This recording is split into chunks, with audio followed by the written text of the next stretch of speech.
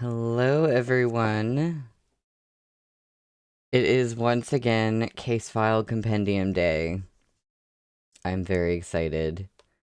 Um, and for once, it doesn't feel like it's been forever, but that's just because I had my last stream on Saturday, and I I can't get used to that too much. I have to remember that this week we go Monday, Wednesday, and then we have to wait until Monday again, and that's just how it normally works. And also, we're finishing the book this week.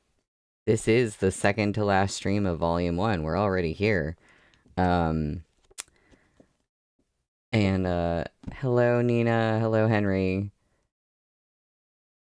Henry, I see what you mean. You're correct.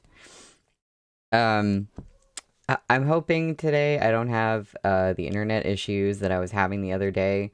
Like earlier, I was having issues and I kept having to reset my router. But just now I tested everything and it seems fine, so my fingers are crossed that like everything will be okay. I never really know what it's gonna be like, but so today we are reading chapters 24 through 26. Um, so please check the trigger warnings in the description if you need to, and please give the video a like if you like what I do. I assume you do if you're watching this. But yeah, I am gonna get started. We are on page 315, chapter 24. He came into my hotel room. Last night, the residents of Golden Magnolia Garden reported hearing 2 gunshots. When the police arrived at the scene, they found the bodies of a man and a woman in an abandoned residence. The victims were a 52-year-old woman and a 26-year-old man.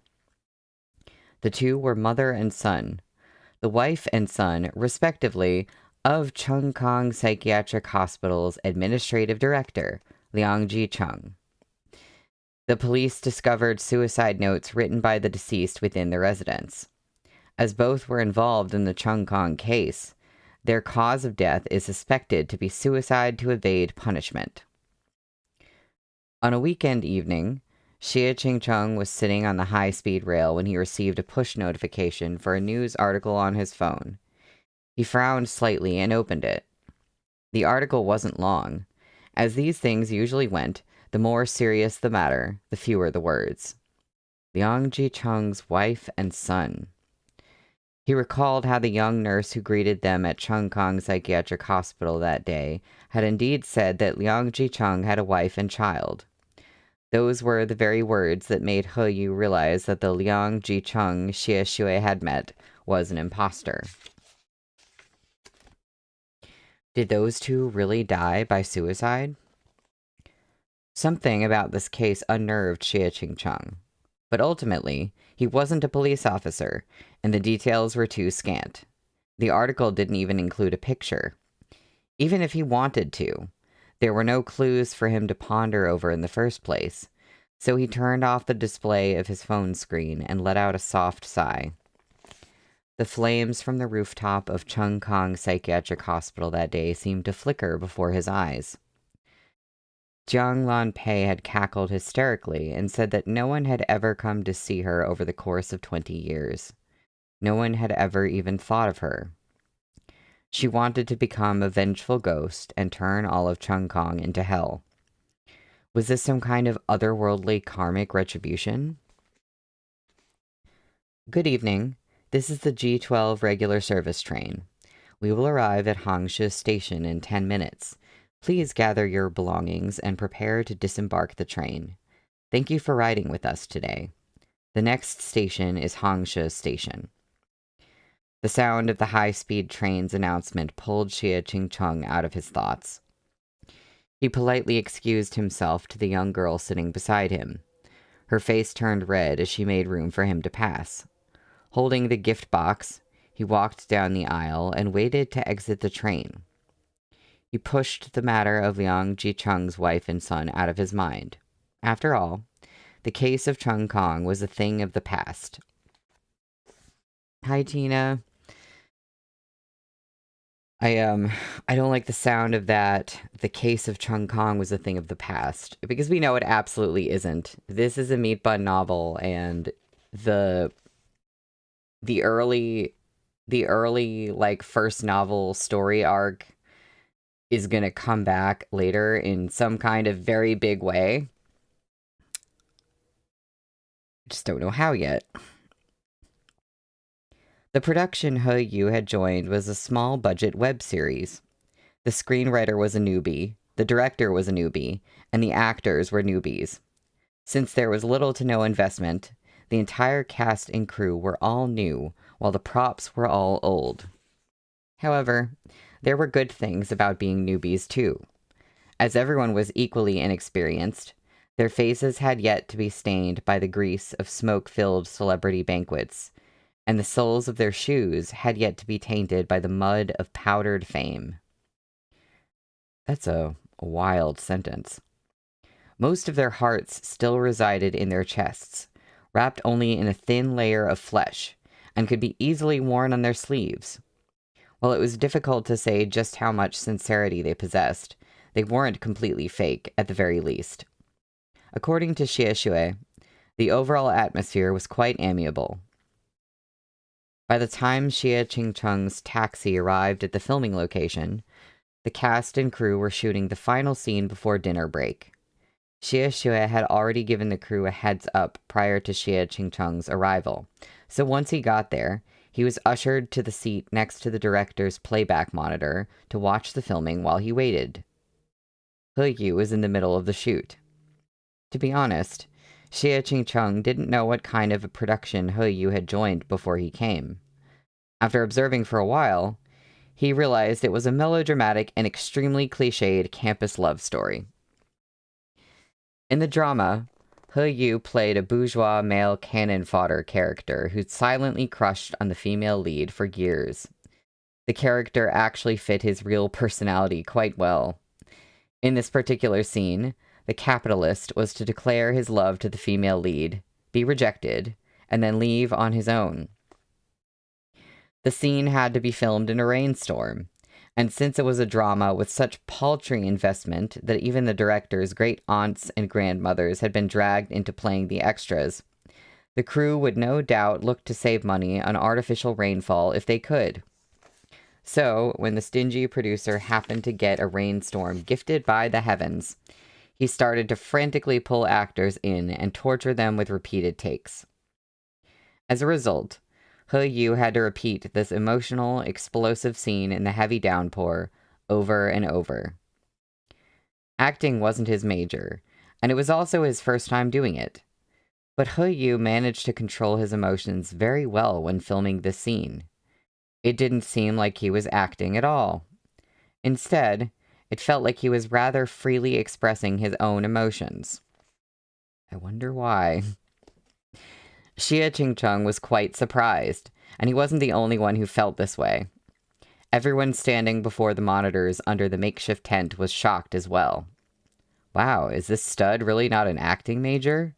A staff member rolled the script into a little megaphone and said in an extremely soft whisper. By the time they finished shooting this scene, the sky was already completely dark. The embarrassingly poor production team had erected a makeshift tent by the side specifically for the actors to rest and change in. He Yu dipped into this tent after he finished filming his scene. For a long while, there was no discernible movement from within. Xie Qingcheng sent him a message, and about 10 minutes later, a young assistant pushed aside the hanging screen and came out. The assistant, who was carrying a large black umbrella with a carbon fiber handle, ran over to the tent where Xie Qingcheng was waiting and invited him to the one that He Yu was in. He Yu's tent was very small and contained only a white plastic outdoor table and a couple of chairs. When Xie Qingcheng entered, He Yu was sitting in one of the chairs, toweling his hair dry. Hearing movement, He lifted his head and glanced at Xie Qingcheng. This glance of his was not quite what Xie Qingcheng had expected.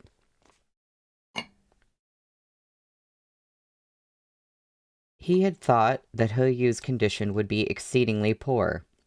He Yu's unbridled emotional performance just now had somewhat affected even the staff members who were watching in the tent and caused them to shed a few tears.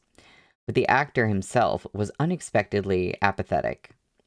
He Yu lounged in the tent, listening to music with his Bluetooth earbuds stuffed into his ears, and his slender, fine-boned left hand nonchalantly tapping a beat against the table. On the contrary, his mental state seemed even more normal than when they had run into each other at the hospital. Xie Xue told me you were coming. He Yu removed one of his earbuds and tossed it carelessly onto the table. He even gave Xie Qingcheng a smile. Are your allergies better? Xie Qingcheng relaxed slightly. If they weren't, I'd be dead. He glanced at He Yu's phone screen. What are you looking at? The news, He Yu said. The aftermath of Cheung Kong Psychiatric Hospital. Liang Jicheng's wife and son died last night. The reporter said the authorities suspect suicide. You saw it too, right? Xie Qingcheng nodded. He Yu smiled. Even a man like this had a wife and son. Even he had someone who liked him before. Xie Qingcheng didn't notice the darkness in He Yu's words.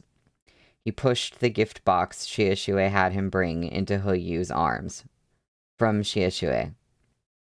Carrying the heavy box, He Yu stilled for a moment before he said, Thanks. Xie Qingcheng accepted his thanks with a clear conscience. After standing in the tent for a while, he asked, Enough about Liang Jicheng. Let's talk about you. Why did you suddenly want to act? I want to try some more things, and the opportunity happened to fall into my lap. Plus, I like this character. Xie Qingcheng nodded. He pulled a chair over, sat down, and put a cigarette in his mouth. But before the lighter could touch the cigarette, he heard He Yu say, Could you not smoke? Xie Qingcheng was silent. He Yu often watched his parents' guests puff out clouds of smoke when he was young, so he had developed an aversion to smoking that was difficult to put into words. Xie Qingcheng slid the cigarette back into its box, but he still subconsciously bit down on his lip out of habit. He Yu watched him. You didn't smoke in the past. When did you start? Xie Qingcheng pursed his lips and seemed to be deep in thought. Finally, he looked up and replied with a slight shrug. I don't remember. The man paused, as though reluctant to continue with this topic. He looked at the boy sitting across the simple plastic table. Your acting is rather commendable. I thought you really got into character. He Yu pressed the tip of his tongue to the back of his teeth, then smiled slightly. He smiled often, regardless of whether his mood was good or bad, gloomy or sunny. In his case, a smile was not an indicator of his state of mind.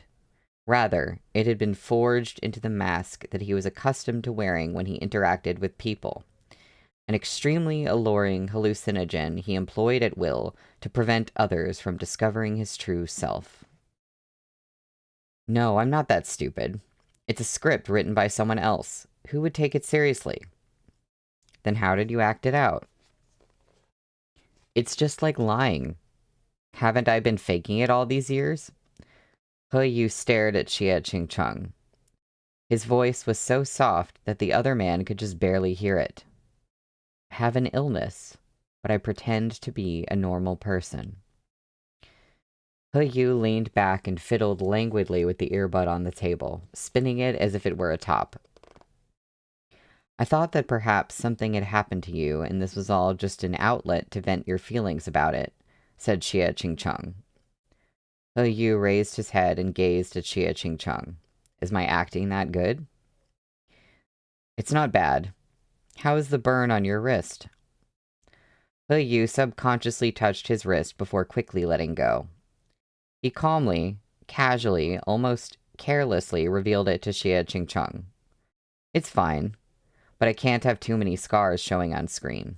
They took care of it, sorta. The makeup artists had drawn some delicate tattoos onto his arm, many of them in Sanskrit.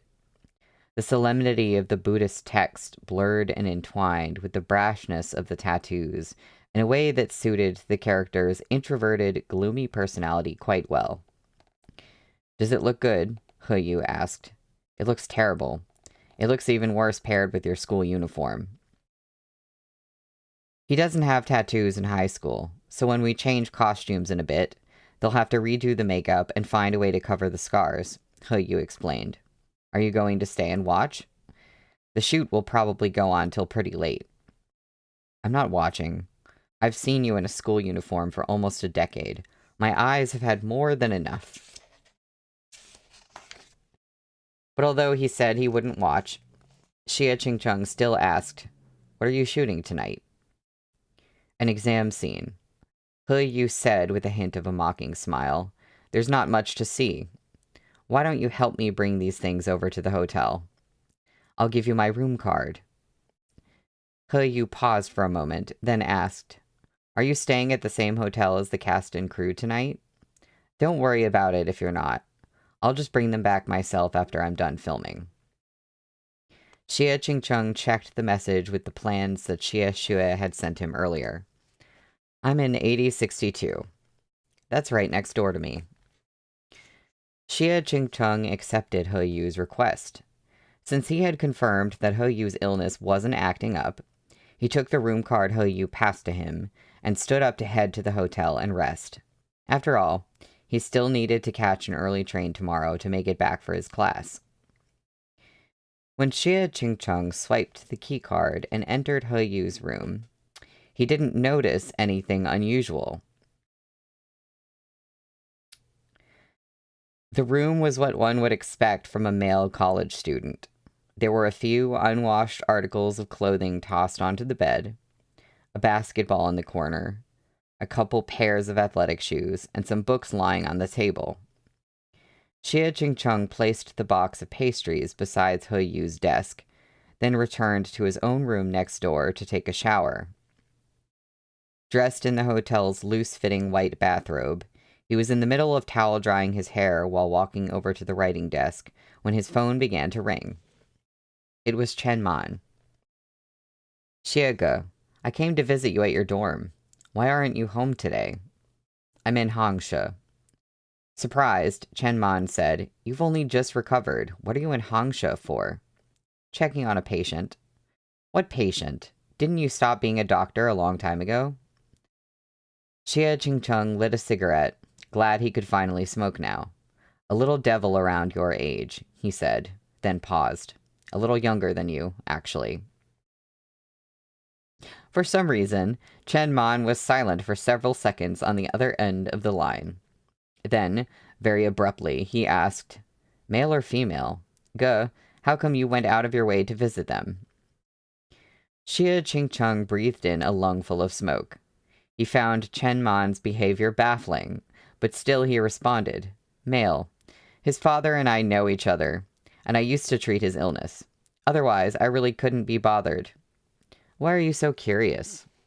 Inexplicably, Chen Man's tone relaxed once more. With a laugh, he said, I'm just asking for no reason. So, why did you come looking for me at my school? Oh, I wanted to give you some of the crab roe sauce my mom made. It's really good mixed with noodles. You can leave it with Xie Xue. Alarmed, Chen Man said, No way. She has such a huge appetite. There's no chance there'd be any left over for you. Forget it. I'll just wait till you get back. Very well. Ge, you sound pretty tired. I'll stop bothering you so you can have a good rest. Xie Qingcheng said indolently, He didn't bother with pleasantries with Chen Man either and ended the call. Chen Man wasn't this clingy in the past, but after his brother passed, he was depressed for a long time. Xie Qingcheng often went to see him during this period of mourning. Later, after Chen Man recovered, he would come over to Xie Qingcheng's house from time to time. It was only when Xie Qingcheng started to find him annoying that he finally stopped somewhat. But Chen Man was right. After spending an entire day rushing about, he really was a bit tired. And so, dressed in a bathrobe, he lay down in bed and closed his eyes to take a short rest. The short rest turned into a long nap. When he woke up, the digital clock on the table read 11:10 p.m. He Yu should have already been back for a while, but Xie Qingcheng must have been sleeping too heavily to hear him return. There was no other option. He was leaving first thing in the morning, and He Yu began filming early as well, so it was difficult to say whether they would be able to run into each other again. After a moment of contemplation, Xie Qingcheng picked up the thin key card from the table and headed over to He Yu's room next door. In any case, he should make sure to return the key. Xie Qingcheng knocked on the door several times, but there were no signs of movement inside He Yu's room. Recalling that He Yu had spent the evening repeatedly filming scenes in the torrential downpour, Xie Qingcheng supposed that the boy had fallen asleep from exhaustion. He lowered his hand and crouched down, intending to slide the key card under the door and then send He Yu a message to tell him so that he'd see it when he woke up in the morning. But before he slid the key card under the door, Xie Qingcheng suddenly realized the lights were on in He Yu's room. It wasn't very bright. Only one of the floor lamps was on. But he could still see very clearly through the gap at the bottom of the door and confirmed that the lights in the room were indeed on inside the room. That was slightly redundant, but okay. Xie Qingcheng inexplicably stared in surprise. He straightened up and, sensing something amiss, instinctively knocked a little louder. He Yu, are you in there? I've come to return your room key. There was no response. Xie Qingcheng took out his phone and dialed He Yu's number. A moment later, he heard He Yu's ringtone through the door. Xie Qingcheng couldn't shake his anxiety about He Yu's condition. He knocked a few more times on the door, then raised his voice and called out at the tightly closed grayish-brown door, He Yu, if you don't respond, I'm going to open the door and come in. There was no response. Can you hear me? Still no response. Xie Qingcheng pressed the rather worn-out keycard to the sensor of the lock, and, with the light beeping sound, the door opened. The thick curtains were drawn, and a heavy smell of alcohol permeated the room. Xie Qingcheng was immediately overcome with an ominous feeling. He swept his eyes over the room and spotted the boy, curled into a ball in the corner. The worst of his fears had come true. Xie Qingcheng was so angry he didn't even know where to begin. You!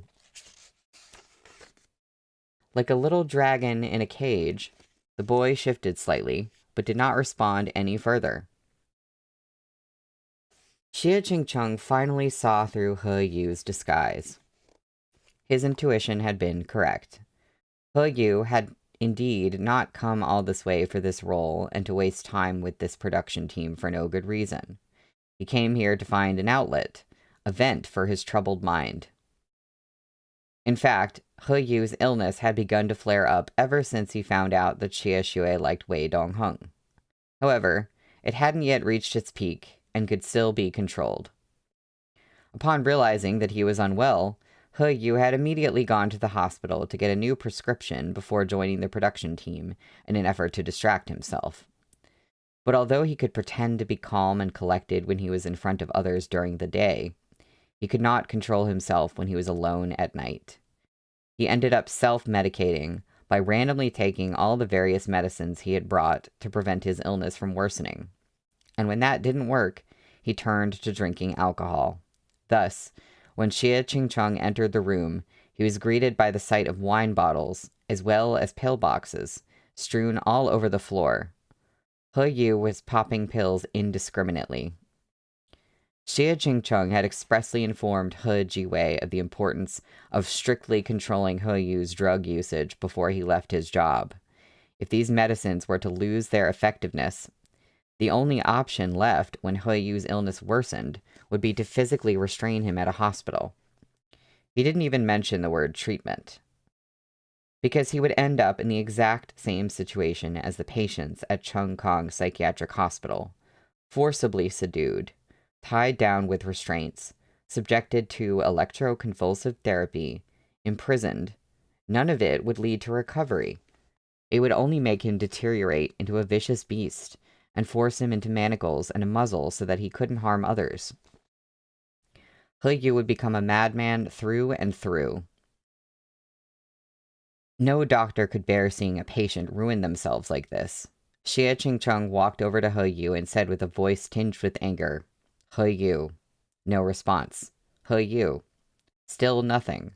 "He-Yu." The boy finally moved, and his beautiful almond eyes shifted beneath long, thick lashes. His gaze slowly inched over to the halo of light cast by the floor lamp where Xie Qingcheng stood in a bathrobe. "It's you," he muttered. It just occurred to me that he's in his bathrobe right now. And yeah, you're so right, Henry. Now we know why the mental illness rep in that hospital was so bad.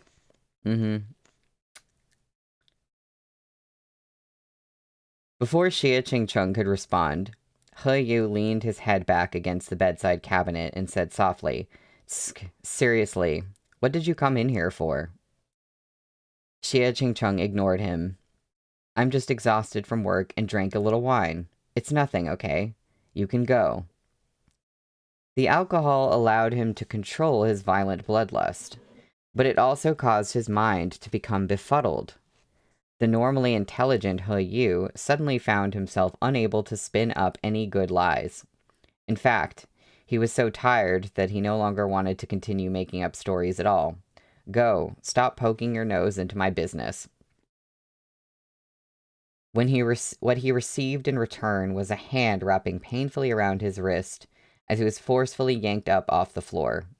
Before he could come back to his senses, he was tossed onto the armchair.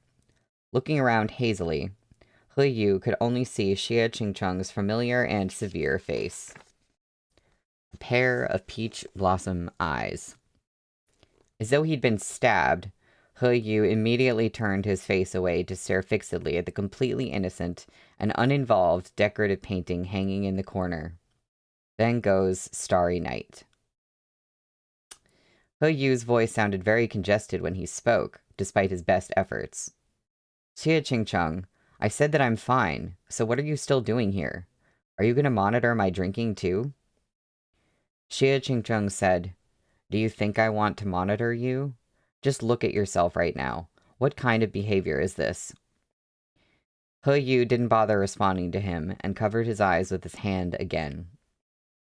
It was at this very moment that Xie Qingcheng was able to finally get a good look at his wrist under the dusky glow of the dim floor lamp.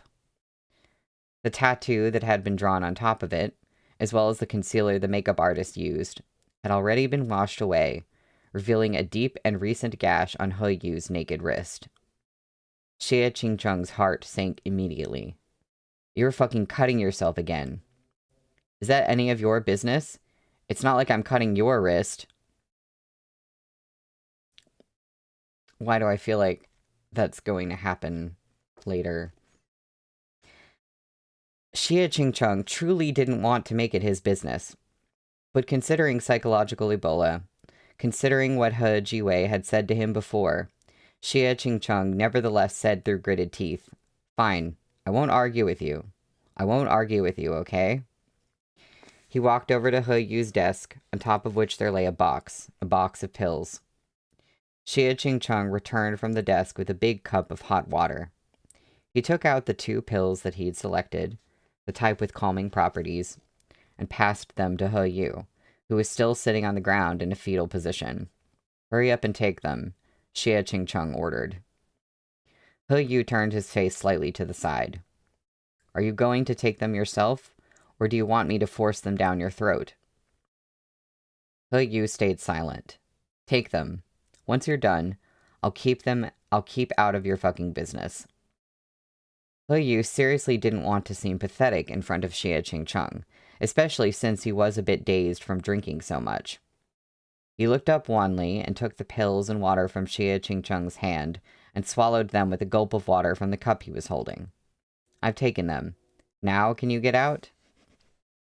But Xie Qingcheng was not the type of gentleman who kept his word no matter what, so he grabbed He Yu by the wrist. Sit down. He Yu yanked his hand back with an icy expression. I said, sit down, Xie Qingcheng firmly ordered. Didn't you say you'd leave me alone after I took the pills? He Yu leaned back against the wall with his face upturned, and his Adam's apple bobbing. Xie Qingcheng didn't respond to him. He Yu closed his eyes. Just let me calm down like this by myself, okay? His long eyelashes fluttered, and the jut of his throat bobbed up and down. Just stop bothering me. It seemed as though he was truly depressed. A dying fish would still flop around when they had the will to live. But at this moment, He Yu seemed to have completely resigned himself to fate, just waiting for his final breath of air to slip out of his lungs. Xie Qingcheng grabbed He Yu's wrist and looked down at him through peach blossom eyes. Sternly, he asked, What happened to you?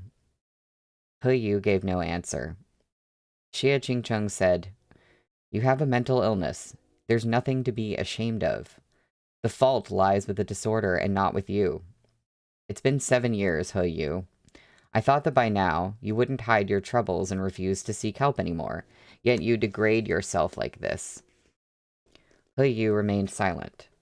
He simply sat there, brows furrowed, face upturned, and wrist still firmly in Xie Qingcheng's grip. His heart struggled against the effects of the alcohol and medication, pounding so fast it was practically skipping beats. Xie Qingcheng could feel this increasingly erratic pulse through his hands around He Yu's wrists. Like countless times in the past, Xie Qingcheng's intuition and knowledge of He Yu pierced directly through his facade to see all the thoughts and symptoms he tried so hard to hide. Sensing that he couldn't continue like this, He Yu instinctively began to struggle and tried to yank his wrist out of Xie Qingcheng's grasp. The two of them began to tussle, but the effects of He Yu's drunkenness overwhelmed him. He leaned back against the wall and gazed upward while panting. Xie Qingcheng, you're refusing to let go? The boy tilted his face away. By the time he turned back, the rims of his eyes were blood red with a mix of intoxication and hatred. He sneered. You're right. I am unhappy. I am upset. I can't control myself. Everything is just as you said. You predicted it. Are you satisfied now? You wanted to have a good laugh. Are you laughing now? Is the connection good for everybody? I just got a warning about the bit rate being lower than the recommended. And I'm pretty sure that's just kind of close to my normal bit rate, but it doesn't normally give me that warning, so I'm like, please no repeats of the other day. It seems like it's okay, though. You got a second of lag? Okay. I wonder if the video is just kind of hiccuping, but I'm hoping it, like, stays okay otherwise. I guess I'll just proceed and see what happens. Okay. With a dark expression, Xie Qingcheng calmly replied, You really think you're that entertaining? I'm looking out for you on your dad's behalf. I'm worried you'll get into trouble. You're worried I'll get into trouble? He Yu said, his voice tinged with mockery and his eyes bloodshot. Our doctor-patient relationship is over, so why are you doing this, huh? Has he paid you to look after me? You're letting my dad screw you over. He Yu withdrew his hand with a vicious jerk. This time, he managed to extricate himself from the slightly stunned Xie Qingcheng's grip. Xie Qingcheng didn't know what screw you over meant in the modern youth lexicon. Momentarily infuriated in his misunderstanding, he scolded He Yu sharply. What the hell are you saying? Screwing? He's your dad. What kind of imagination do you have? You're so obedient to my dad. You do everything out of consideration for his reputation. If that's the case, go look for him. Come back after he pays you. After all, I sure can't afford your service.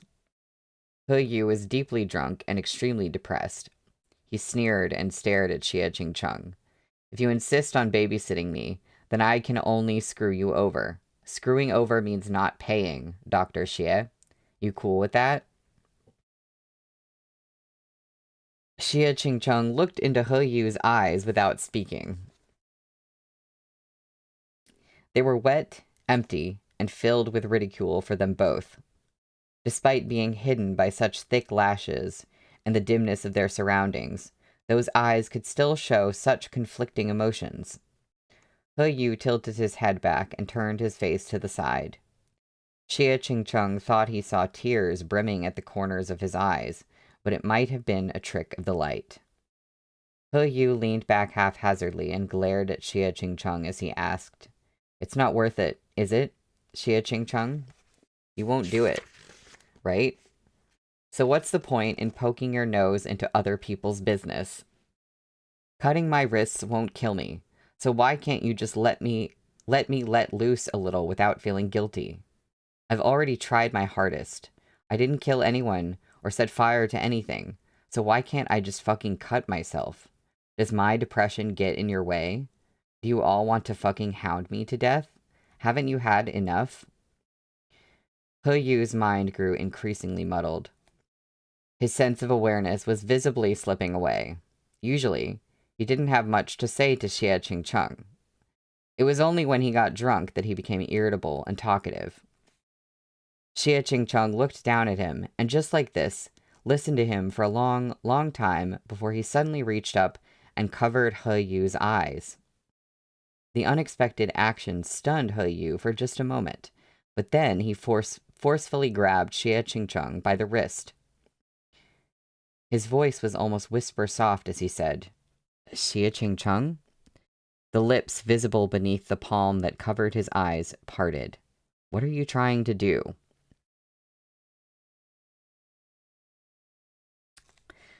So, that's the end of the chapter. I did see the next chapter title when I was doing page math. It was sort of hard to avoid seeing. But nonetheless. Okay, we're on page 333 for chapter 25, which is called I Kissed Him. Henry, surely nothing gay. Surely. No. Okay. How long? Alright, cool. Xie Ching-chung, what are you trying to do? Logically, as a doctor and an elder, the appropriate response would be for him to offer comfort to the other party. But Xie Ching-chung didn't do that. He bent down, allowing He Yu's larger hand to grip him tightly by the arm. "He Yu, honestly, I don't have a lot of patience for you," Xie Ching-chung said.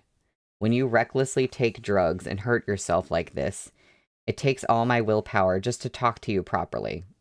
So, know what's good for you and stop looking at me with such distaste. Close your eyes and calm down. Stop thinking about such trivial nonsense." He Yu had no way to respond. Xie Ching-chung was pressing down on him with a lot of strength. The words he said weren't comforting at all, but it somehow felt like there was a great force that traveled through his hand and bore into He Yu's heart. He Yu gradually stopped struggling, but his head was still considerably woozy. So he sat there, just like that, and quietly allowed Xie Ching-chung to continue covering his eyes. After a while, He Yu blinked, his eyelashes brushing against Xie Ching-chung's palm. Sensing that he'd calmed down somewhat, Xie Ching-chung was about to relax when something caught his eye. In addition to his wrist injury, He Yu also had a small bruise on his cheek. Xie Ching-chung was utterly speechless. "What happened to your face? You hurt yourself on your face even though you have to appear in front of the camera?" "I fell on a rocky incline when I was rehearsing." You think I'd believe that? If you don't believe me, then forget it. Get out, He Yu said, eager for Xie Qingcheng to leave. The irritation was making his mind fall apart once again. The young man's thin lips, still exposed under Xie Qingcheng's palm, opened and closed as he tried his hardest to maintain his lucidity. Get out already. Seeing him like this, Xie Qingcheng grew furious. Let me make something clear, He Yu. Even if you think that I don't understand and can't empathize with you, an illness ought to be treated. This is nothing to be ashamed of. If you feel uncomfortable anywhere, you can ask someone to help you alleviate the pain. If your heart feels heavy, then you should take your medicine on time. If your medicine is too bitter, you can say something or eat a piece of candy. Nobody would blame you for asking for a spoonful of sugar to help the medicine go down. You don't need to tough it out like this, and you definitely shouldn't hurt yourself. He Yu remained silent. You're only 19, He Yu.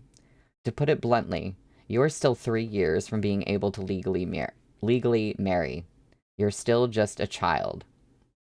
You can cry when it hurts. You can ask for sweets. There's not a single doctor or nurse who would make fun of a patient for being afraid of pain and suffering. We even made it through the great catastrophe of Chung Kong Psychiatric Hospital. You should be happy that you managed to escape with your life. What could have possibly made you so upset? Sorry, every time I'm reminded of, like, the legal age of marriage in China, I'm just like, oh, right, oh yeah. Because you could just, I don't know, in the US, you could just get married whenever. Nobody cares, apparently. He Yu silently leaned against the wall as his chest heaved slowly. Xie Qingcheng quietly watched as He Yu's breathing slowly relaxed and grew gentler. He was still covering the upper half of He Yu's face, so he couldn't see the expression in those almond eyes, but he could feel that He Yu had stopped struggling so much. Xie Qingcheng hesitated briefly, then raised his other hand and brushed it through the sweat-soaked hair scattered and stuck across the young man's forehead. He Yu shrank back slightly. From the center of Xie Qingcheng's palm, there came a distinct sensation. Xie Qingcheng started in surprise. He could feel wetness on the palm of his hand. He couldn't be certain, and didn't dare to make certain of it, because he'd rarely ever seen He Yu cry. At most, the rims of his eyes would redden. For a moment, he dared not remove his hand, going so far as to wonder, is my sense of touch failing me? But he didn't know that this spiel of his had caused the dazed and drunken He Yu to fall into the indiscernible abyss between dreams and reality. He Yu thought of Xie Xue. Xie Xue had once told him something similar before. Back when he was young, she had tilted her head and asked the boy, who looked so polite, yet never paid anyone any mind, Didi, are you upset? He Yu made no response. I heard that my brother knows your dad. He's working for your dad, so we'll see each other a lot in the future. The little girl grabbed his hand as she spoke. Let me tell you something. If you're unhappy, you can ask my brother for chocolate. Unless you have cavities and can't have sweets, of course. But otherwise, he won't make fun of you or refuse you. I ask him for chocolate like this all the time. See? I got one just this morning. As she spoke, she dug around a bit in the pocket of her floral print dress before fishing out a piece of milk chocolate, just as promised. Her mouth split open into a grin as she stuffed the soft, sweet chocolate into He Yu's ice-cold palm. You can have it. Even though you have a big house, you don't have my brother's chocolate. He Yu was at a loss for words. My name's Xie Xue. You are He Yu, right? Once you eat this chocolate, you'll be my friend. He was completely dumbfounded. You have to be happy in the future, okay? If you're upset, come play with me. I'm great at cheering people up. I can stay with you the whole day. Children truly were the easiest people to please. To them, a whole day was already enough.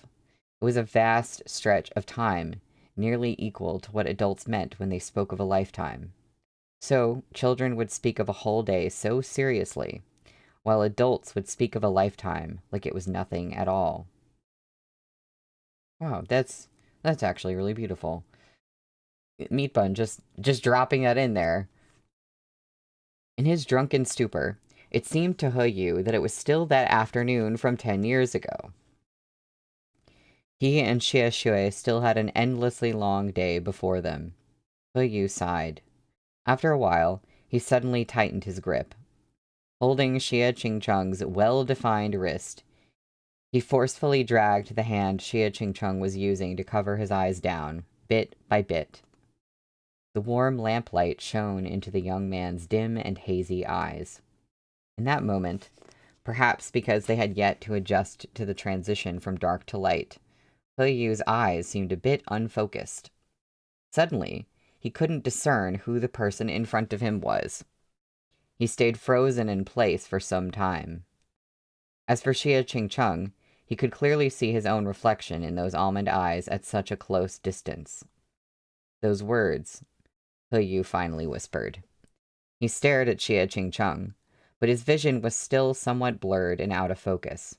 You've said them to me before. Xie Qingchung furrowed his brows, faintly sensing that something was wrong as the young man's warm, intoxicated breath invaded his every pore.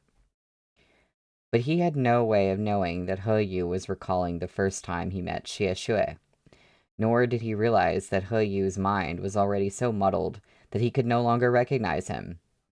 Xie Qingchung only found his words inexplicable and strange. Now tell me, if I'm devastated, how long can you stay with me this time? Xie Qingchung didn't respond. How long? Yu asked again, louder this time. Xie Qingchung returned to his senses. What nonsense are you talking about? I'm asking you a question. Xie Qingchung fell silent again. Answer me, Yu insisted. By this point, Yu's tone had already become a bit hostile and overly forceful. It was the first time he'd ever had such a selfish gleam in his eyes. Like a male beast watching a female beast that was determined to leave him. He'd never revealed such a gaze to Xie Qingchung before. Xie Qingchung instinctively felt a chill run down the back of his neck. That look was enough to make even a tough guy like him feel uneasy. You're drunk. You should get up first. The alcohol had really begun to kick in, causing Yu's mind to grow increasingly chaotic. He grunted in response, but didn't let go, staring into Xie Qingchung's eyes as his gaze gradually hazed over. You're lying. You think I'm a fool, too. Xie Qingchung didn't know what to say. Under such a stare, Xie Qingchung tensed up even more, the most primitive genetic code deep within his flesh beginning to sound the alarm after sensing danger. It was impossible to get through to Yu anymore. The younger man was already halfway into a flare-up. He was like a remote island, entirely sealed off. He only said what he wanted to say, and rejected anyone who tried to pry into his inner self. At this moment, Xie Qingchung also realized that they weren't at the He family residence, with its restraints and specialized tranquilizers. He had no tools to help him handle Yu. In truth, he shouldn't have been alone with Yu at all when he was in this state. Yu had already taken his medicine, and given its potency, it would put him to sleep soon. Whatever it was that they needed to talk about, it would be better to save it for the next morning when he was a bit more lucid. Forget it, Xie Qingchung said as he rose to his feet. You should rest up tonight first. Unfortunately, this realization had ultimately dawned on him a little too late, as Yu grabbed his hand so tightly he couldn't even budge. Yu had been staring at his eyes, the part of him that most resembled his sister, the entire time. They were the exact same peach blossom eyes, only differing in terms of their character. Xie Shui's eyes were very warm, constantly emanating her curiosity and passion for life. On the other hand, Xie Qingchung's were downright frigid. Out of all the eye shapes in the world, this kind was the most emotive, but his aura made his gaze sharp and incisive. Under ordinary circumstances, there was no way He Yu could ever mix them up. But right now, in his downcast mood and drunken stupor, under the dim lights of the hotel, what he drowsily and blurrily saw were the eyes of the person he wanted to bed. He Yu looked and looked, until finally he could no longer tell the two of them apart at all. Fine, you insist on leaving, is that it? What are you doing? The young man ignored his question. I'm asking you. You insist on leaving, is that right? Xie Qingchung tore himself out of He Yu's grip. Just what exactly are you trying to do? He Yu dropped his head and sneered. His normally upright and refined features could not hide his deviant and sinister nature that lurked just underneath once he lost control. A shiver ran down Xie Qingchung's spine as he took in the faint smile curling the corners of the younger man's lips. He jerked to his feet, intent on leaving, but he had only taken a single step when He Yu seized his wrist again with a slap of skin on skin. Before Xie Qingchung could react, He Yu yanked him close with the powerful strength of a young man. With one hand gripping Xie Qingchung's wrist, and the other hand wrapped around his waist, He Yu rose and forcefully pressed him onto the long tea table nearby. The back of Xie Qingchung's head knocked audibly against the hard surface. He let out a muffled groan, and the world spun before his eyes. He Yu. He couldn't be blamed for failing to react to such a brutal and sudden attack. It was as if an evil dragon lying dormant in its lair put up with the noisy intruder until it lost its last shred of patience, spreading its enormous, terrifyingly rugged wings, and ferociously swiping at the walls of the cave, fiercely shoving the offering that had encroached upon its territory onto a bed of rock. The intruder would stand no chance as its powerful claws brought a shower of debris down, while tearing through that unfortunate soul's neck with its teeth. In truth, given Xie Qingchung's strength, he could have broken free at this point. Unfortunately, Xie Qingchung was too straight-laced, and he hesitated, thinking the violent bloodlust that was a symptom of He Yu's illness was about to manifest itself. His imagination didn't extend to any other possibilities, so he missed his final opportunity to escape. As the two of them stumbled and collided with each other, their feet caught on the floor lamp's power strip. The lamp fell onto the thick carpet with a muffled thump, plunging the room into darkness. Meanwhile, when Xie Qingchung and He Yu tripped, He Yu knocked over Xie Qingchung and ended up pinning him down hard onto the middle of the table. His breathing was rough and ragged, reeking of alcohol. Henry, oh sorry, it's just my bloodlust. Bro's in his luteal stage. I know, also, the terrifyingly rugged, that's a line. Only their silhouettes could be seen in the faint glow of the city's streetlights beyond the window. He Yu's gaze carefully traced over these outlines to land on that pair of unbearably familiar peach blossom eyes. Between the alcohol and the dim light, He Yu's mind and vision blurred. As he lowered his head to look down into those eyes that were only centimeters away, the rift in his heart began to expand violently outward. All the dissatisfaction, pain, emptiness, and unrequited love that he had suppressed for so long broke through the surface and shattered those accumulated layers of sedimentary rock, transforming into heartache, manifesting in the trembling of his eyelashes, becoming the unyielding force of the hand with which he grabbed Xie Qingchung's wrist, accumulating into the hot teardrop that fell down in his sorrow. He Yu didn't know where the tear fell, but Xie Qingchung stopped struggling as he felt something warm drip onto his chest. He Yu, you... Before Xie Qingchung could finish his sentence, the young man hovering over him with his head lowered and his throat choked with sobs suddenly cupped the back of his head with his hands. Then, with his eyes closed, He leaned closer and caught Xie Chingchung's slightly cool mouth with warm, wet lips. Xie Chingchung felt as though he had been struck by lightning. His eyes abruptly flew open as time ground to a stop, and his mind went blank. He couldn't make sense of anything amid this chaos. It didn't even occur to him to push He Yu away. He Yu was kissing him, his every breath burning with fervor.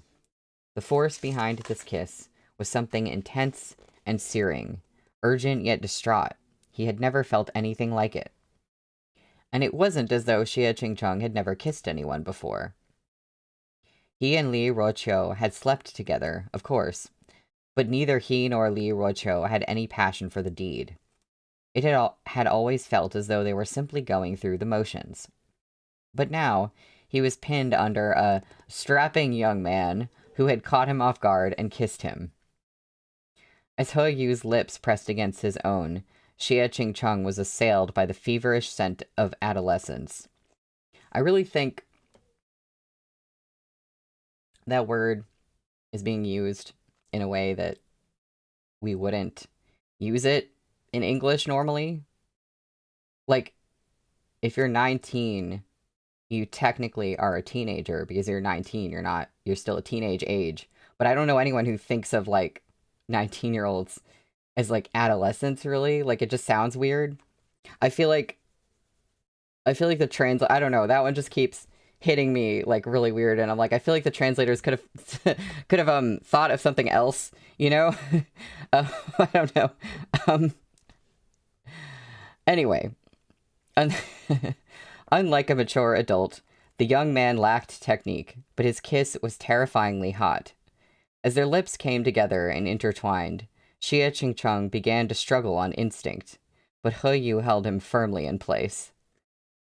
The desire of young people was too raw to be restrained, as though they would suffer helplessly all the way until their death if you didn't help them find relief. However, if you didn't get away in time, the heat from their body would radiate unchecked until it melted you to your core. Every nerve in Xie Qingcheng's head seemed to snap in an instant. He felt as though he had simply gone crazy. Was this real, or was it a nightmare? It wasn't until another one of He Yu's tears fell, dripping onto his cheek to roll down the side of his face into the hair at his temples, that Xie Qingcheng jolted awake from this shockingly immoral position and abruptly began to resist. But unfortunately, He Yu had taken him for Xie Shui. There was no way he would let Xie Qingcheng go so easily. He Yu forcefully wrapped a hand around his pulsating neck, pulling away slightly in the process, and then leaned down to draw him into yet another kiss.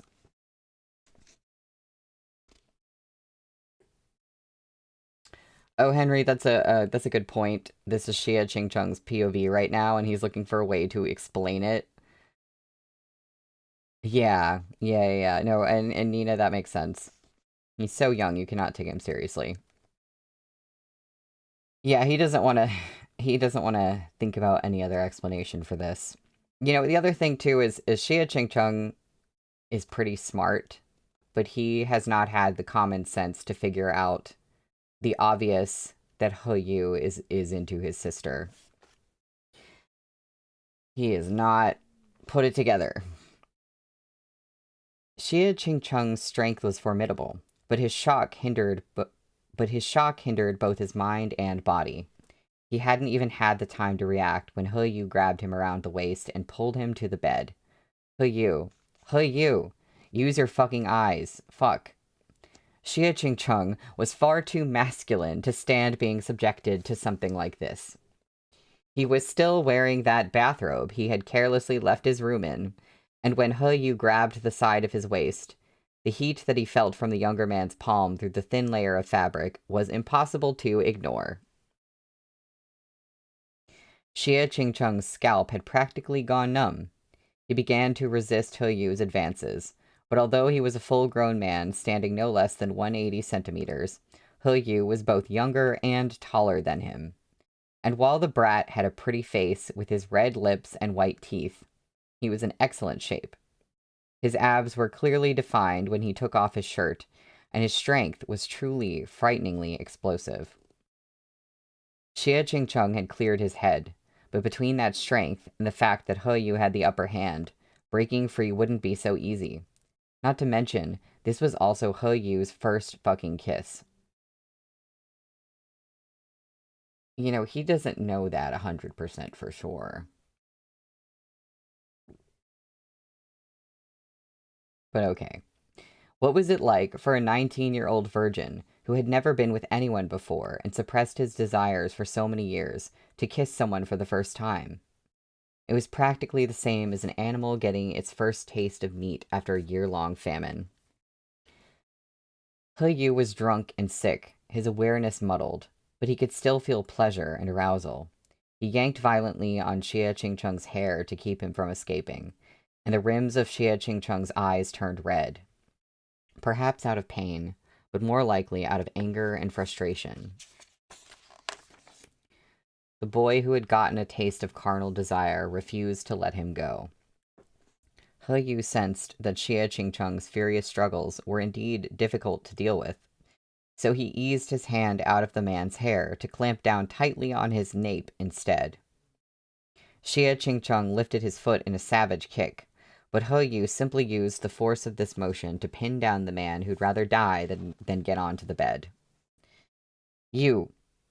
Xie Qingcheng felt as though the entire world was spinning as he fell heavily onto the soft, springy mattress. He Yu's searing weight pressed down on top of him a moment later.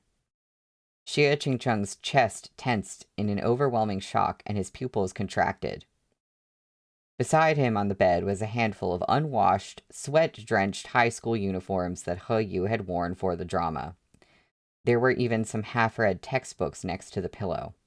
The bed, with its consummate schoolboy vibe, made Xie Qingcheng feel as though he was being defiled by a high schooler. He Yu truly could no longer identify the person before him. Driven by his desire, he silently tightened his grip on Xie Qingcheng's neck and stared at him, waiting for his captive strength to fade away as he lay beneath him. About a dozen seconds later, Xie Qingcheng's face was red from lack of oxygen. There was a brief moment when He Yu's gaze seemed extremely terrifying, as if he wanted to gouge Xie Qingcheng's peach blossom eyes right out of his head. But once that moment passed, he suddenly became extremely helpless and despairing again. Startled, he slowly loosened his grip on Xie Qingcheng's neck. Air rushed back into Xie Qingcheng's lungs as he took huge, gasping breaths and started coughing violently. I'm sorry. He Yu seemed to have sobered a bit, though his eyes remained confused. Even though he was speaking to him, he was really trying to tell her, I'm sorry. I didn't want to hurt you. I just... Unsure of what to say, he lowered his head and slowly closed his eyes. The tip of his elegant nose rubbed against the side of Xie Qingcheng's neck, and he dropped light kisses repeatedly on the bruises dotting the older man's throat. Scalding lips murmured against his carotid, I didn't want to hurt you. Xie Qingcheng shook with anger. The blood vessels in his head were on the verge of bursting. After kissing his neck, He Yu stared at him again, before passionately forcing a kiss on Xie Qingcheng once more. He eagerly sucked on Xie Qingcheng's bottom lip and buried his fingers into the older man's messy black hair as he was made to endure the plundering kiss. He Yu even went so far as to try prying open Xie Qingcheng's teeth to stick his tongue in. Unable to bear the assault any longer, Xie Qingcheng viciously bit He Yu's lip. The smell of blood filled the air. Seizing his opportunity, Xie Qingcheng turned his face away to avoid the young man's scorching breath and began to yell at him. Are you fucking insane? Let go. You've drunk so much that your mind is confused. Get the hell up. Xie Qingcheng pushed at He Yu's chest with his hand, but the young man only clasped his own hand over it. He even went as far as to interlace their fingers. Oh, well, there's art. Okay. We've got art, everybody. Mm-hmm. Yep. Xie Qingcheng's scalp prickled as goosebumps broke over his entire body, and he had to fight the impulse to violently throw He Yu off himself. It was at this time that He Yu shed his third tear. It fell just near his eyes. He Yu's finger followed the teardrop, tracing the outline of Xie Qingchung's peach blossom eyes. Before Xie Qingchung could scold him again, he heard He Yu sigh softly. He Yu's gaze was unfocused as he looked at Xie Qingchung's face and curved a finger to touch the man's cheek. Xie. His voice softened and he paused, only allowing Xie Qingchung to hear Xie, but not the following Xue. Of course not. Of course he wouldn't hear that. Xie Qingchung didn't know how to respond. He Yu leaned over and trapped Xie Qingchung beneath him with his broad shoulders. He turned his head and murmured softly onto the side of Xie Qingchung's neck. I like you. I really like you.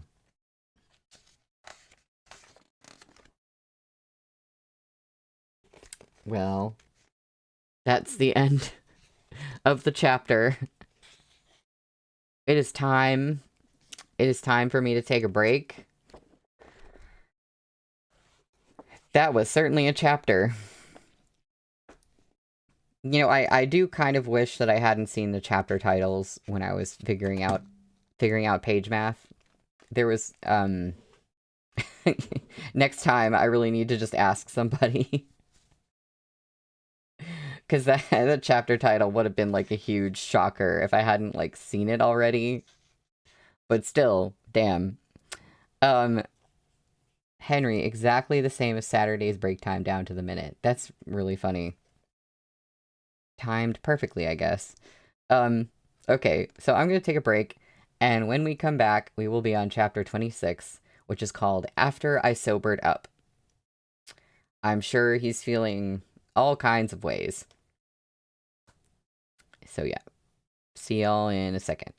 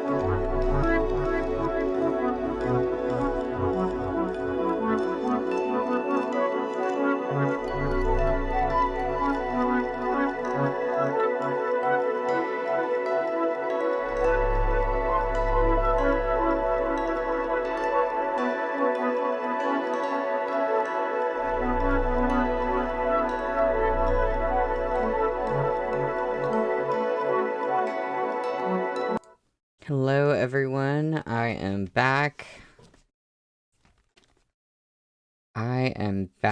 And we only have one more chapter, actually, but it just worked out that way. It's kind of a long one. I am... It would be really funny if we had, like, left the stream on that chapter. I'm kind of glad we have this one. After I sobered up. We're presumably gonna collect ourselves and sober up in this chapter too. So I'm gonna get started, and we are on page 349 for chapter 26. With his head bowed, the young man lifted up slightly, his breath tickling that tiny space just above Xie Qingcheng's lips. His loose fringe hung over his brow, a curtain over his confused yet scalding gaze. He clasped Xie Qingcheng's hand tightly, but Xie Qingcheng was so stunned by He Yu's sudden confession that he was nearly catatonic. He had only been furious and bewildered before, but this shock sent a bolt of paralyzing electricity throughout his body. He was so confounded that he even forgot to resist. Who liked whom? He Yu liked him? How could this be? They were both men, and He Yu had never shown any inclination toward homosexuality. Not to mention, Xie Qingcheng was 13 years older than him.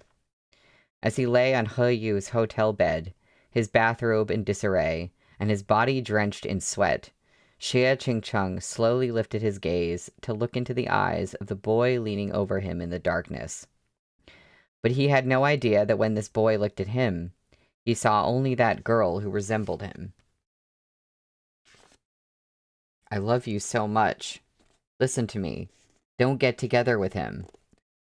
It was only after this sentence that Xie Qingcheng finally snapped out of his astonishment. Fucking hell, he cursed through gritted teeth.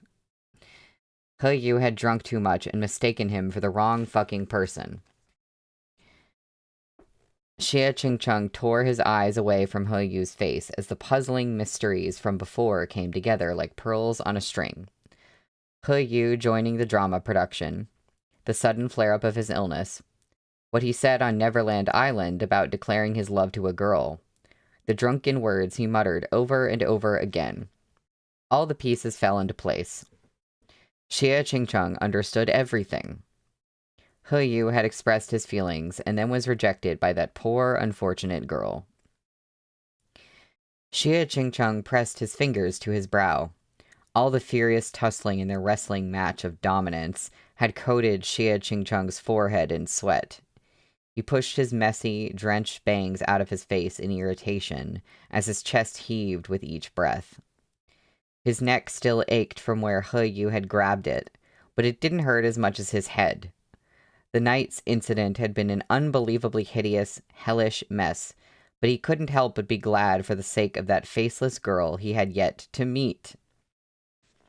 Still not putting it together. No, he still has no idea. At least this disaster hadn't befallen her. Then, there was the matter of He Yu. For starters, patients with psychological Ebola needed to stay calm. They could maintain rationality and self-control by keeping their mood fluctuations to a minimum. Romance could really disturb one's mood, so it was better to avoid it where possible. But He Yu seemed to have developed Xie Qingcheng PTSD. He was willing to listen to literally any advice, so long as it didn't come from Xie Qingcheng. So much for following the doctor's orders. It was no surprise, then, that He Yu had fallen into his current state. That said, it was fortunate that he had only unraveled this much, because he could still be saved. Xie Qingcheng was still pinned beneath the young man's tall, broad, and feverishly hot body. But after sorting out his thoughts, he once again pressed his hand to He Yu's chest with a grim expression. You, get the fuck off me, get off. The intensity in He Yu's eyes had already faded. The medicine's tranquilizing properties were finally taking visible effect. He was still staring at Xie Qingcheng, but his grip slowly began to weaken and, as his breathing gradually steadied, signs of his madness ebbed away. There was even an instant when a flash of sobriety flickered in his eyes, before quickly dissipating once again. Xie Qingcheng seized the opportunity to throw He Yu off his body. Tightening his hold on his bathrobe, he got up from the bed. His wrist was still throbbing in pain.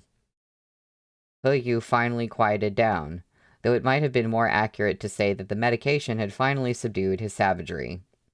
He didn't struggle after being viciously pushed away, only opened his eyes in a vacant stare. After a long while, he whispered, "Did you know? I can't find the bridge anymore. I can't find the bridge anymore." "What?" "I can't find it. I can't get out of here. I can't get out of here, no matter what I do." These quiet murmurs weren't spoken to Xie Qingcheng or anyone else. He Yu's expression was empty. He seemed lost, as he spoke like a madman raving in the darkness.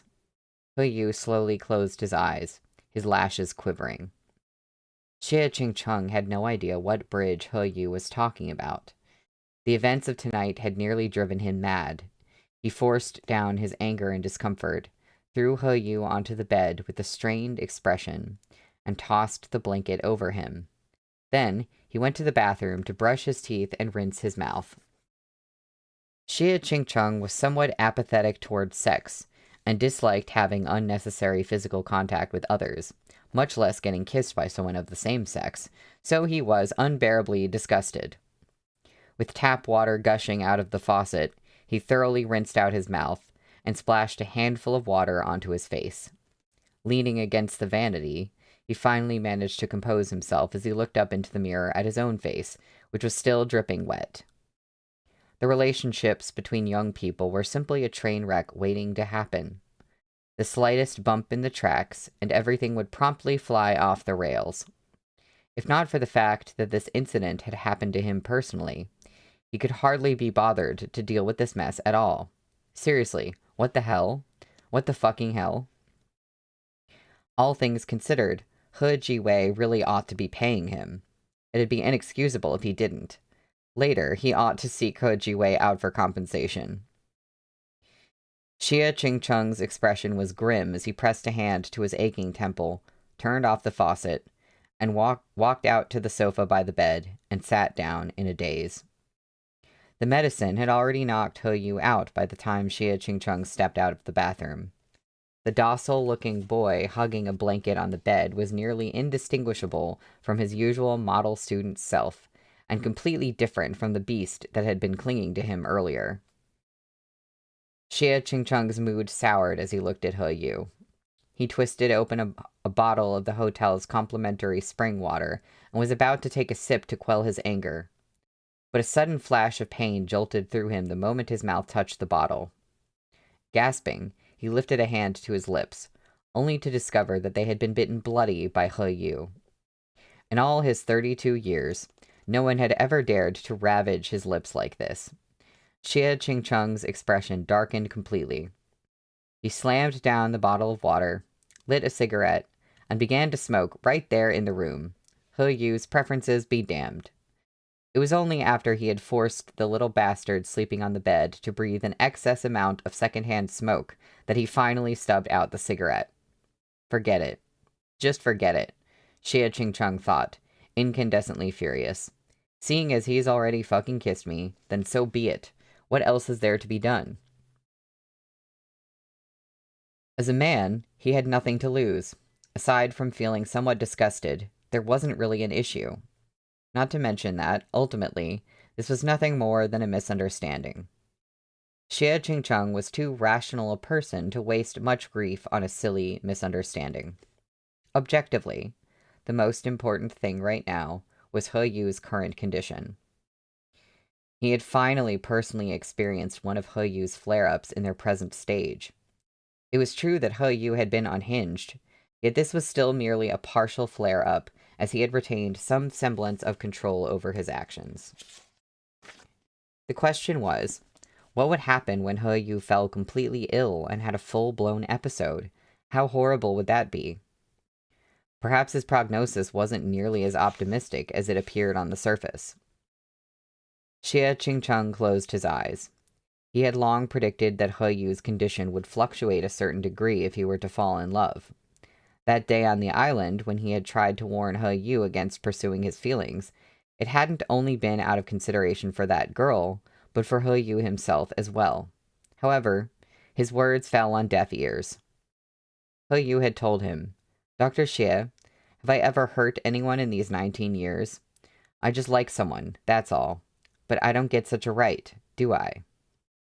At the time, Xie Qingcheng had looked into He Yu's eyes and suddenly found himself unable to say anything. He had watched He Yu grow up and knew his illness was too severe. He Yu had wandered between the twin abysses of his mental and physical states for nearly 20 years now, but he had yet to find a way out. The minds of patients with psychological Ebola were plagued with an intense viciousness. When their mental illness flared up, they could even become extremely violent and bloodthirsty. Yet, He Yu chose to direct that viciousness at himself. Whether it was howling in anguish or smashing his head against the walls, he always retreated to his evil dragon's lair whenever he felt things getting out of hand. Rather than risk harming the innocent, he would endure the torment in isolated darkness. So, that mystery girl, was she the light at the end of the tunnel that He Yu was chasing? Thinking of the tears He Yu had shed tonight, and recalling how the boy had sobbed out how much he loved her, Xie Qingcheng couldn't help but turn back once more and look at the young man slumbering on the bed. Was this why He Yu had left school? Why he couldn't take it anymore? Why the disease lying dormant in his heart had been triggered? Xie Qingcheng subconsciously reached up and touched the spot on his lips where He Yu had kissed him. He Yu may have been a loathsome beast, but Xie Qingcheng couldn't help thinking that he was a pitiful beast as well. However, Xie Qingcheng had suffered too much of a shock to think about things too deeply. He still believed that the Xie He Yu had uttered in his half-muddled days was referring to himself, and it never crossed his mind that He Yu could possibly have been thinking of Xie Shui at all. And why would it? Even though He Yu and Xie Shui were of the same generation, they were still 5 years apart in age. To Xie Qingcheng, this age gap signified that they were unlikely to develop romantic feelings for each other. So he never once suspected that He Yu had inappropriate feelings for Xie Shui. He's like, 5 years. 5 years. Too much. Not to mention, how old was He Yu again? 19? Still a teenager. In olden times, he wouldn't yet have had his coming-of-age crowning ceremony. He would still have been considered a minor. Truth be told, to the stiff and traditional Xie Qingcheng, 19 was still far too early to be dating. 19-year-old boys barely had any hair on their chest and would still be in school, yet he was thinking of romance? He didn't even know who he was yet, so how long could this relationship last? And if he happened to knock her up, could he take the girl to the Bureau of Civil Affairs and make an honest woman out of her? Could he be self-sufficient enough to raise a family of 3 while caring for 2 sets of aging parents? Without financial support from his parents, could he earn enough money to raise the child and make sure his wife wouldn't have to worry about making ends meet while she was pregnant? Nonsense. He couldn't do any of that at all. So, he was still a boy, not a man. Xie Qingcheng would never equate the sort of person with his future brother-in-law, so it was only natural that the thought wouldn't have even crossed his mind. The sleeping student on the bed furrowed his elegant brows as though upset by something in his dream. Xie Qingcheng didn't want to look at him any longer, and he wanted to look at that hopelessly messy bed even less. He got up and walked out the door. It was already early the next morning by the time He Yu woke up. He opened his eyes in a daze, ran a hand through the messy hair scattered over his brow, and pressed against his slightly cool forehead. His memories of the night before were like shattered fragments of porcelain. It was difficult to avoid being cut by their jagged edges when piecing them back together. He Yu endured the spasming pain inside his skull as a rough outline of events from the night before formed in his mind. But the second he remembered the misdirected kiss, his entire body froze as he realized it seemed he had kissed Xie Qingcheng. He Yu's immediate reaction was to hope that he was having a nightmare, but the broken skin on his bitten lip was still a little bloody. When he licked it, it stung with an utterly sobering kind of pain that made it patently clear that everything that had happened last night was indeed real. As an all-encompassing model student since childhood, He Yu had honed the extremely high resilience and lightning-fast reaction time common to all-star Xueba.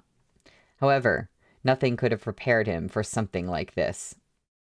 His face was pale as he sat on the bed in a daze. As his mind struggled to make sense of his memories, he heard the beeping sound of a keycard being swiped. He Yu looked on helplessly as his door was abruptly pulled open, and the victim of his inadvertent sexual harassment from the night before walked in with a calm and collected expression.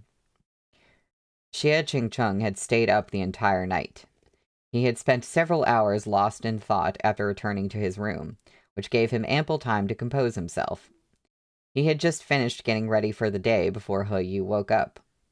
Upon walking into the room, he immediately saw that this little lunatic, with a crown of messy hair atop his head, was already awake and staring back at him through wide almond eyes. Incredibly, He Yu appeared to be innocently baffled. This expression, in addition to his pretty and delicate Xueba face, made it seem as though he was the actual victim in the scenario. That beast. Xie Qingcheng immediately picked up He Yu's t-shirt from the sofa and flung it into the beastly Xueba's face, obscuring that irritating gaze. "Get up," he ordered, with an audible chill in his voice. The beastly Xueba pulled the shirt from his face and said with great difficulty, "Xie Qingcheng, last night, you and I, did I?" Terrifyingly, Xie Qingcheng replied, "Yes." He Yu's expression crumbled. "But there's no need for us to discuss such a stupid matter any further," Xie Qingcheng added. He Yu started once again in surprise. He never could have imagined that Xie Qingcheng's attitude would be so cold and callous the moment he opened his mouth. If not for the fact that he was certain there was nothing wrong with his memory, he would have doubted the truth of what had happened the night before. That he hadn't kissed the wrong person in a moment of befuddlement, but rather, Xie Qingcheng had had a premeditated plan to take advantage of the moment and sexually assault him instead. The cold and callous Xie Qingcheng leaned against the TV stand and crossed his arms. He looked at He Yu with a gravely apathetic expression and said, "Get dressed. We need to talk." Last night, they had experienced such an embarrassing instance of physical contact together. Even if it was a misunderstanding, it was still sufficient to make He Yu feel guilty. Seeing as he was the one who had initiated the kiss, He Yu found himself grasping for words. Under ordinary circumstances, he absolutely would have rebelled against Xie Qingcheng, but today, he was still struggling to wrap his mind around what had transpired. So all he could do was follow Xie Chingchung's words to the letter. Did you tell that girl you like her? No. You're still trying to lie to me? Did you forget what you said to me last night? He Yu could vaguely recall some of it, but he wasn't quite sober yet. After a while, he finally said, I mistook you for the wrong person. I didn't say anything to her. I found out she likes someone else. Forget it. Why am I telling you all this? If you're gonna laugh, then go ahead and laugh. He looked up. I know that you're ecstatic. Everything happened just as you said it would. No one likes me, and I can't control myself. Aren't you glad? All your predictions came true. Xie Qingcheng stared at him. I'm glad that you didn't go completely mad. He paused as he looked at He Yu's guarded expression. It seemed as though He Yu expected him to say, Dear patient, after a night of reflection, I've come up with 2 treatment options. Please look them over and decide whether you would like to be chemically or physically castrated. Feel free to choose either one. Xie Qingcheng sighed. Truth be told, he had no desire to belabor the issue. It was childish and a waste of time, so he simply said, Forget it, He Yu. About this matter, about last night. Just forget about it. He Yu looked at him. Shui Ba were all accustomed to speaking up and proving themselves at every opportunity. The particularly beastly Shui Ba sitting on the bed was no exception. And so, He Yu asked, However? Professor Xie swept his severe gaze over He Yu's face, displeased by his speaking up. I thought things over, and what happened last night leads me to believe that your current condition is extremely poor. To be honest, when I previously spoke with your father over the phone, he did ask me to regularly check in on you. Your indiscriminate abuse of drugs when your illness flares up, and your attempts to hide the truth from everyone are extremely inappropriate. Therefore, He Yu's father, Executive Xie, began to lecture him. However, he only managed to hear the opening of his father's speech. He Yu hadn't quite recovered yet, and his head was a bit dizzy as his thoughts wandered about absent-mindedly. Every word Xie Qingcheng spoke went in one ear and out the other. What could Xie Qingcheng possibly be talking about, if not how he would never ever forgive him? But on second thought, he never asked Xie Qingcheng to come and look after him in the first place. It was Xie Qingcheng who had barged into his room and approached him. They were both straight men who hadn't the slightest interest in the same sex, so it was just a matter of bad luck on both their parts. He didn't owe Xie Qingcheng any of it. Thankfully, He Yu hadn't said Xie Shui's name aloud yesterday. Otherwise, it'd be even harder to clean up this mess. That's basically the gist of it. At some point, his father had already finished his lecture and summed up his main points. Did you hear me? He Yu lifted his head and met Xie Qingcheng's frosty gaze. Parched from speaking so long, Xie Qingcheng picked up the bottle of spring water he had left untouched the night before, unscrewed the lid, and took a drink. If you agree, then we'll consider this matter resolved, he said with cool indifference. In reality, He Yu hadn't managed to absorb a single thing Xie Qingcheng had just said. His hung-over, dully aching head only registered that final, "We'll consider this matter resolved." However, as someone accustomed to being an outstanding student, he nevertheless nodded his head instinctively. Xie Qingcheng looked down at him with disdain. Good. In that case, come find me at the medical school once you've wrapped your scenes and returned to campus. Only then did He Yu snap out of his daze. Realizing that he had seemingly agreed to some kind of demand while he was spacing out just now, he finally woke up completely and asked in a hoarse voice, Wait, sorry, what did you say? Xie Qingcheng's expression immediately darkened. Do you have any other terms you would like to discuss with me? He asked stiffly. What terms? He hadn't caught a word of what Xie Qingcheng had said. Not even whatever Xie Qingcheng had been roughly paraphrasing as he moved his lips just a moment ago. Damn it, what the hell did he promise Xie Qingcheng? Meanwhile, Xie Qingcheng felt that he was being rather lenient with He Yu. He didn't even berate He Yu for the damn mess that happened last night. Of course, the main reason for that was because he truly didn't want to bring up that scalp-prickling kiss again. When it came to He Yu's current medical condition, it was one thing if he didn't see it, but since he had, he couldn't just stand by and do nothing. Even if it weren't for He Jiwei, even if he were just a regular patient acting this way in front of him, Xie Qingcheng wouldn't be able to remain an idle spectator. He couldn't treat He Yu like he had in the past, as his personal doctor, but he could at least help restrain He Yu's emotions a little and give him a few pointers.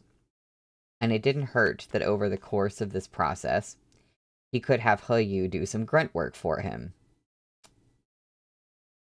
He Yu's ability to do manual labor was quite useful when he was being obedient. He was clever and quick-witted, sturdy and strong. If Xie Qingcheng could make use of him like he did in the past, it would count as a way of evening the score after he got licked by a dog. He would be able to kill 2 birds with 1 stone. The dog thing again. The dog thing again.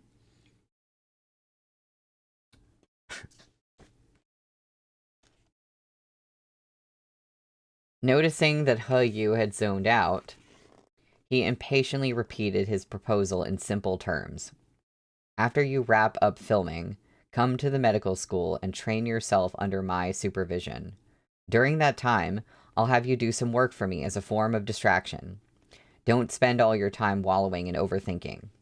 Since you have someone you like, you should promptly adjust your mental state and learn to control your emotions as quickly as possible. It's for your own good. After a moment of silence, He Yu said, "She has someone she likes right now, and it's not me." Xie Qingcheng sighed. "The girl you like is young, right?" "Yes. The future is unpredictable. Not to mention, even if she doesn't fall for you in the future, you might start liking a different girl. If you can control your symptoms when the time comes, then that would be good too." He Yu took a moment to think, then asked, "Why aren't you asking who it is that I like? What does that have to do with me?" He Yu bowed his head, and a hint of mockery flickered in his lowered eyes. True. He thought back to their conversation at the police station. At the time, Xie Qingcheng said there was absolutely no one who could possibly fall for someone like He Yu.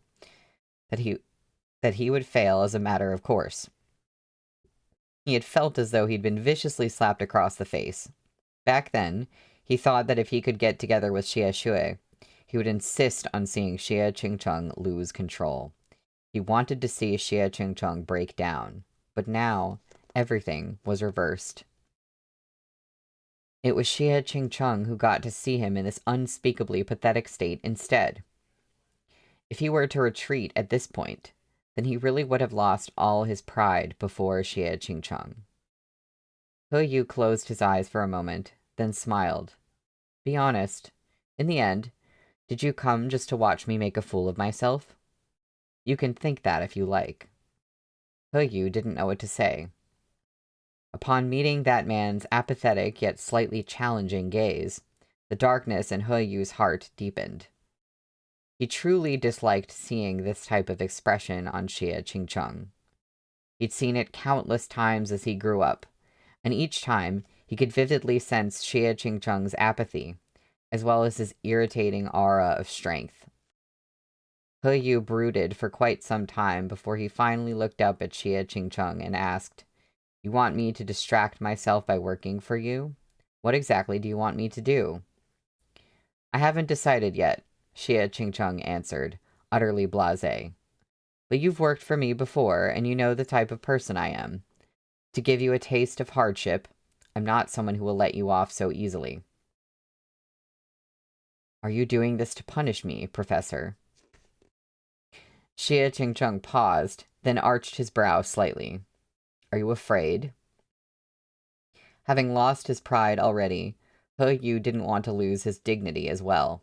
"Professor, you must be joking. I'm not afraid of anything." Hearing his answer, Xie Qingcheng lowered his head and took out a cigarette.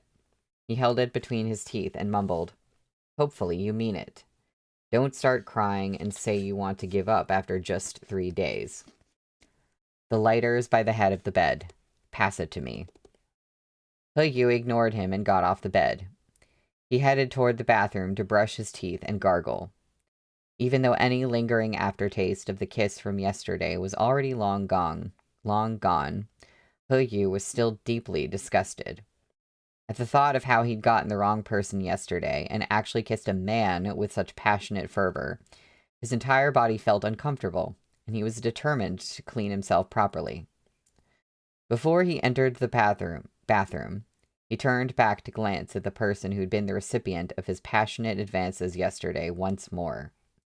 This time, his head was crystal clear, an exemplary gentleman, as though the person who had pinned Xie Qingcheng down and kissed him like he was in heat was someone else entirely.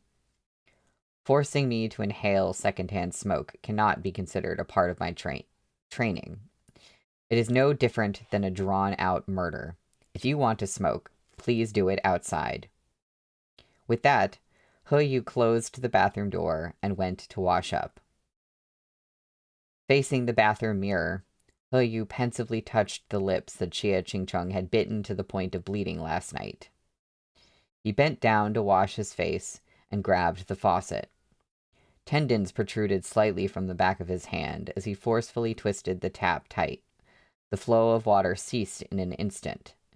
He straightened up and gazed at the person in the mirror. What training?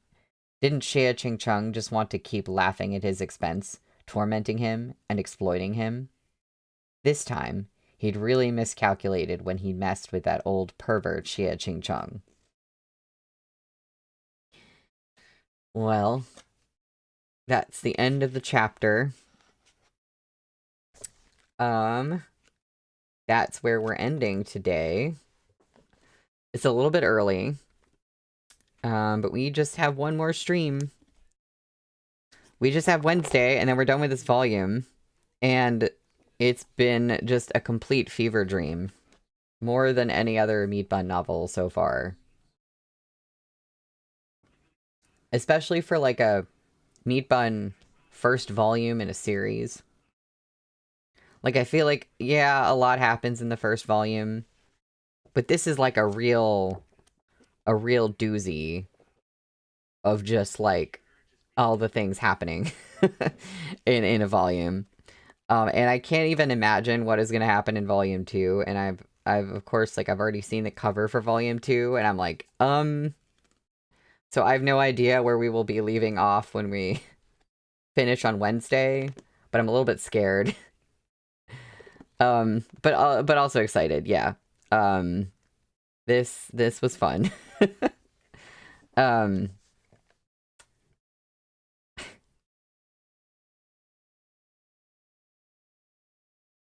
Yeah, I feel like I was gonna say something and then I completely forgot. But oh my gosh, Nina, thank you. You already did the page math?